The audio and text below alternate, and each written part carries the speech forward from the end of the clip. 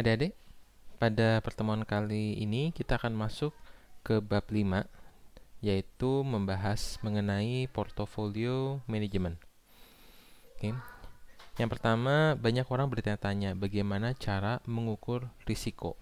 Ya, secara sederhana risiko itu sama dengan standar deviasi. Nah, standar deviasi itu disimbolkan dengan sigma, ya. Jadi ini ada sigma, dan simbol dari K itu adalah return. Jadi standar deviasi dari return. Ingat ya, ada S stock price, ada return. Nah, yang dihitung variansnya atau standar deviasi adalah K. Ya, jadi sigma K alias standar deviasi dari return, ya. Nah, di mana standar deviasi itu adalah akar dari varians, ya. Nah, untuk sebuah fungsi, ya, jadi misalnya diasumsikan bahwa tahun depan variansnya itu menjadi 2 kali lipatnya, ya. Jadi misalnya fungsinya adalah fungsi dari K, ternyata fungsinya menjadi 2K, ya, atau duanya ini alfa. Jadi varians dari alfa K, maka itu sama dengan A kuadrat dikalikan varians K. Begitu, ya. Maka ini simbolnya. Ya, artinya kalau fungsi tersebut dikalikan suatu konstanta, maka variansnya itu akan menjadi A pangkat 2. Berapa standar deviasinya? Standar deviasinya akan meningkat sebesar alfa. Ya. Nah, kalau yang bawah ini berarti apa nih? Sigma berarti standar deviasi, ya, dari AK. Nah, dari konstanta A dikalikan return, ya. Maka itu sama dengan nilai absolutnya, ya. Nilai absolut dari A konstanta tersebut dikalikan standar deviasi dari K, ya. Jadi ingat ya, standar deviasi meningkat sebesar konstanta, sedangkan variansnya meningkat sebesar konstantanya dikuadratkan. Kemudian notasi penghitungan return itu ada 2, ya, sebagai percentage of change, ya, atau delta percentage. Itu kita menuliskannya dengan simbol K besar, ya, K besar.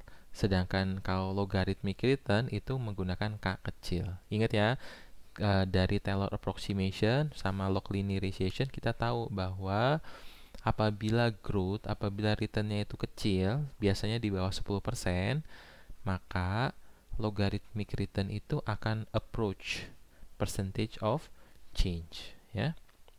Nah, kemudian kita masuk dalam weight dari portofolio, ya.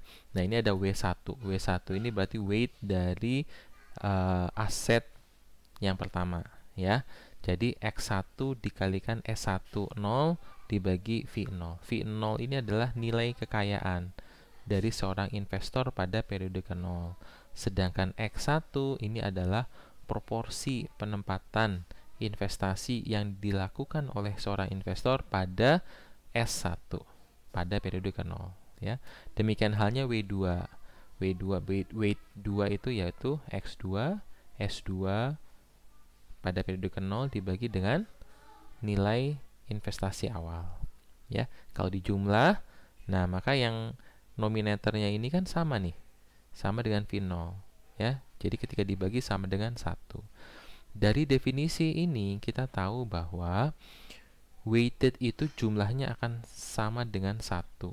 Dengan kata lain, probability itu juga akan mencerminkan weight atau bobotnya, ya.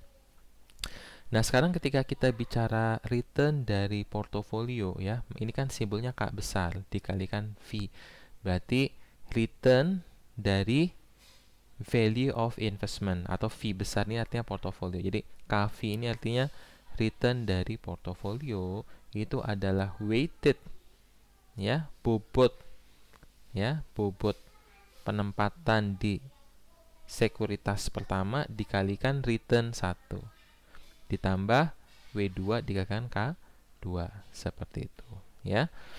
Nah, kalau kita melihat one step return, ini kan V0 sama V1, ya. Nah, ini akan rumusnya KV ini akan sama dengan W1 K1 tambah W2 K2. Ini pembuktiannya ada di atas, ya. Ini kalau kalian Yang V1 ini kita substitusi, dikurangkan yang atas, dibagi yang atas, itu hasilnya akan sama seperti ini. Ya, jadi ini memenuhi definisi KV atau return dari portofolio. Ya, ini sama dengan perhitungan expected return. Nah, ini sekarang expected return. Jadi bedakan ya. Kalau yang di sini K ini ada realized return. Realized return itu artinya sudah terjadi. Ya, maka di sini ada V1. Ya, jadi kita sudah tahu berapa imbal hasil imbal hasil penempatan investasi kita. Ya, jadi ini adalah realized return. Sedangkan yang ini adalah expected return. Ingat, the sum of expectation is penjumlahannya, gitu ya. Ini, jadi expectation of a sum is sum of its expectation. Jadi sama seperti ini. Jadi kalau ekspektasi dari return portofolio itu adalah sum, penjumlahan dari setiap ekspektasinya. Ya, prinsipnya seperti itu. Nah, kemudian bagaimana menghitung risikonya atau variance return dari sebuah portofolio. Nah, rumus ini hanya untuk portofolio yang dibentuk dari dua buah aset. Ya, jadi kalau kalian perhatikan di sini variance dari return portofolio itu adalah W1 dikuadratkan. Ingat ya, tadi kan saya bilang ini sebuah konstanta ya. Jadi kan dia bobot ya. Maka ini di W1 dikuadratkan dikali var K1 tambah W2 dikuadratkan dikali var K2 ditambah 2 W1 W2 dikalikan covariance K1 K2. Nah, mungkin yang kalian masih asing di sini apa itu covariance ya. Seandainya sederhananya covariance itu mengukur hubungan antara dua variabel. Artinya apa? Ketika kedua variabel itu secara statistik independen, maka covariance-nya sama dengan 0. Masih ingat ya? Apa definisi independently statistik itu adalah ketika conditional distribution-nya itu tidak sama dengan marginal distribution-nya. Ya. Itu berarti kalau tidak sama itu artinya tidak independen. Ya, kalau sama itu artinya independen. Ya. Ini untuk dua buah aset.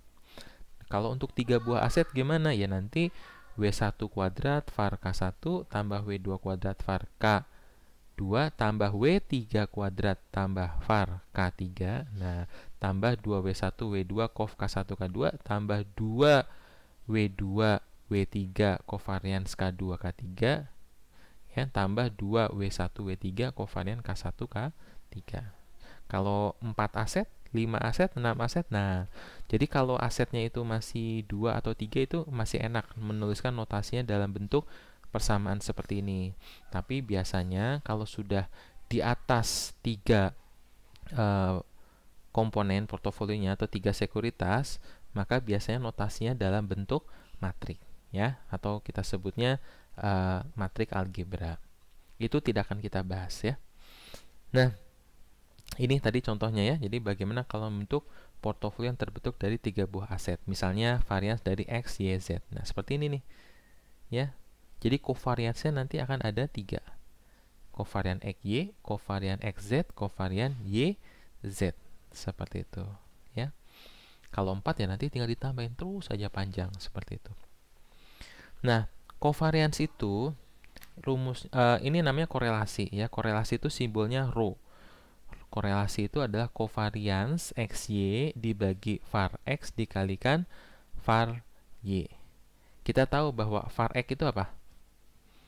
Var X itu adalah standar deviasi dari X. Var Y adalah standar deviasi dari Y. Ya, atau secara sederhana, korelasi itu ada, koefisien korelasi adalah covariance dibagi sigma X dikalikan sigma Y. Kalau kita masukkan ke rumus di sini, ya, nah ke rumus di sini, nah kalian bisa hitung ya, covariance itu berarti kalau covariance kita ganti dengan correlation nanti jadi 2W1 W2 dikali sigma 1 sigma 2 dikalikan rho atau correlation K1 K2.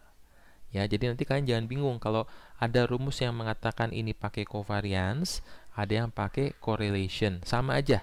Kalau covariance langsung dikatakan weighted, kalau correlation maka 2W1W2 kali sigma 1 sigma 2 dikalikan correlation K1 K2. Ya, dari sini sejarahnya. Kemudian bagaimana menghitung covariance? Ya, covariance itu menghitungnya adalah X min X bar dikalikan Y min Y bar. Ya, yang atas ini definisinya. Ya, jadi X min X bar, expected dari X itu kan sama dengan X bar atau sampel min ya. Jadi X min X bar dikalikan Y min Y bar itu namanya covariance. Ya, sederhana seperti itu. Nanti di Excel gampang. Ini sebuah contoh ya ketika portofolio digambarkan ke dalam sebuah diagram Cartesius di sini ya, dimana ketika sumbu X-nya adalah sigma dan sumbu Y-nya adalah mu. Ya, kita lihat ketika covariance-nya adalah minus 1, maka tentu vektornya akan saling tarik-menarik. Ya, jadi yang satu ke kanan, yang satu ke kiri. Tapi ketika korelasinya sama dengan 1, maka dia akan bergerak beriringan. Seperti ini. Ya. Oke. Nah, menjadi pertanyaan selanjutnya adalah bagaimana kita mencari portofolio yang meminimalkan risiko. Ya, nah sekarang maka yang bisa diubah-ubah itu adalah proporsi penempatan investasinya ya. Kan kita tahu bahwa V0 itu sama dengan X1 dikalikan S1 periode 0 gitu kan ya. Tambah X2 kalikan S2 periode 0. Nah, sekarang kita asumsikan bahwa X1 itu adalah 1 min S. Jadi kalau proporsi penempatan di sekuritas pertama itu adalah S, maka proporsi penempatan di sekuritas kedua adalah 1 min S, seperti itu ya. Maka di sini standar deviasinya itu bisa kita pastikan 1 min S dikalikan sigma 1 minus S dikalikan sigma 2 ini secara absolut. Demikian halnya dengan mu-nya. Ketika mu V ini artinya population mean ya. Artinya rata-rata dari V atau expected return dari V itu sama dengan 1 min S dikalikan mu 1 tambah S kalikan mu 2. Ya. Nah, ketika ini dimasukkan ke dalam rumus ya, ini kan UV-nya ini kita masukkan ke dalam rumus yang sigma di atas, maka kita akan ketemu yang bawah, di mana S0 itu sama dengan sigma 1 kuadrat dikurangi Rho ini berarti koefisien korelasi ya antara sekuritas ke-1 dan 2 dikalikan sigma 1 sigma 2 dibagi sigma 1 kuadrat tambah sigma 2 kuadrat minus ya 2 Rho sigma 1 sigma 2. Ini pembuktiannya ya. Jadi kalian tinggal mensubstitusikan ya.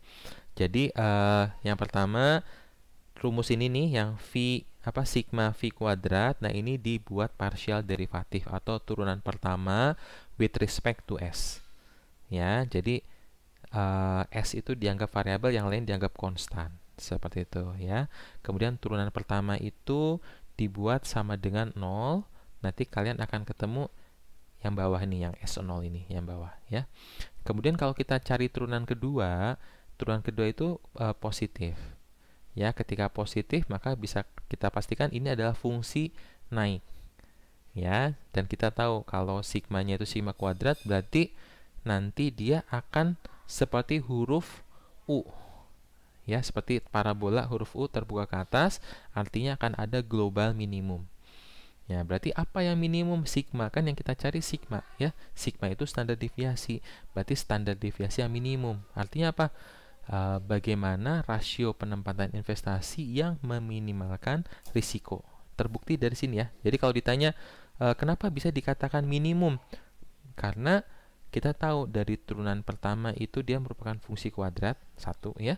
Yang kedua, dari turunan keduanya dia positif, second derivatifnya positif, artinya dia fungsi yang naik. Ya, kalau fungsi naik berarti ini parabola terbuka ke atas. Kalau parabola terbuka ke atas itu artinya ada global minimum.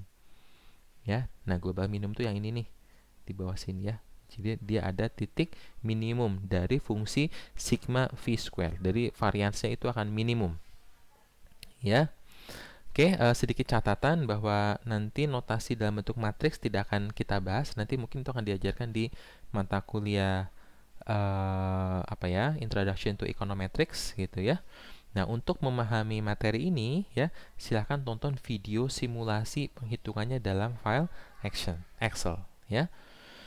Nah, kemudian ini masuk pembahasan yang sedikit berbeda. Kita bicara mengenai capital asset pricing model. Seperti itu ya. Oke.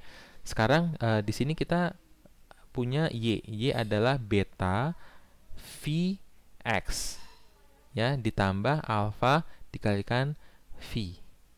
Ya, ini definisi dari capital asset pricing model ya, di mana beta V ini itu adalah covariance dari KV dari KM dibagi sigma M square.